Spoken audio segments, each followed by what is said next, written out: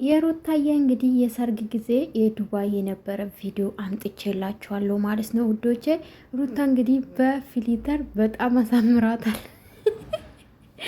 አምርም የፎቶ ጋይዝ እንዴት ናችሁ? ደህና ናችሁ? አለው እግዚአብሔር ይመስገን። ጠዋት ሰላም ሳልላችሁ ወጣሁ እኔ ውዶች፣ በጣም ይቅርታ። እንዴት ናችሁ? ደህና ናችሁ? እንግዲህ ቪዲዮን አውቄ ነው አመጣው። በነገራችን ላይ ያየው ነበረ ቲክቶክ ላይ ብዙ ቪዲዮ ያየው ነበር እና እሱ እያየች ሩታ ምን ይሰማታል፣ እኔ የተሰማኝ ምን ይሰማታል ያልኩ ነበር። እና ሩታ እንግዲህ ቆረጠች።